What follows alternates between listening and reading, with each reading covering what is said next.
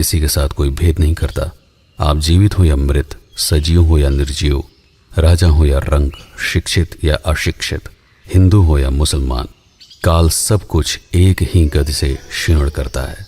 कण कण को जोड़कर जब किसी अस्तित्व को आकार दिया जाता है, तब समय से उसे आज्ञा लेनी पड़ती है कि आप मुझे इतने समय तक जीवित रहने का वरदान दें, पर समय आपकी शर्त के आधार पर अनुमति नहीं देता।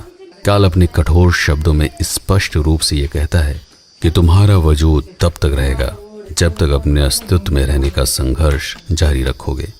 जिस दिन तुमने स्वयं से हार मान लिया, उस दिन से मेरा प्रहार प्रारंभ होगा। मैं तुम्हें पुनः उन्हीं कणों में विभक्त कर दूंगा ताकि कोई और उन कणों से कुछ नया आकार बना सके, लेकिन उसके साथ भी यही शर्त लागू रहेगी। निसंदेह हर धर्म के व्यक्ति को समय की पूजा अवश्य करनी चाहिए, और समय की पूजा किसी मंदिर में नहीं बल्कि कर्म से होती है।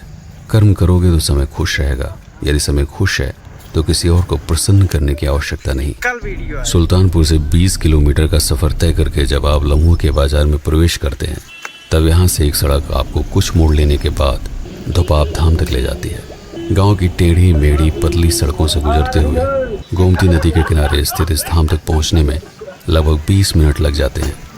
लेकिन अगर आप लम्हों बाजार से तियरा की तरफ जाने वाली सड़क पकड़कर सीधे जाएं, तो 12 किलोमीटर की दूरी तय करने के बाद आप इस हवेली तक पहुंच सकते हैं। लेकिन इस यात्रा के दौरान कई बार आप बचपन की स्मृतियों में खो जाते हैं। अगर आपका बचपन गांव में बीता है तो एक कच्चे पक्के मकान, दूर दूर तक फैले हुए वीरान खेत आपसे बात करते हुए से जान पड़ते हैं, और इसी तरह प्रकृति से बतियाते हुए कब इस यात्रा का समापन हो जाता है, इसका आभास तक नहीं हो पाता।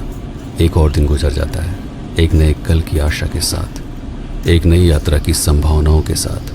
मैं हूं आपका पीके सिंह। इस वीडियो पर आपके कमेंट और लाइक की प्रतीक्षा में आप देख रहे हैं प्रतापगढ़ हब। धन्यवाद।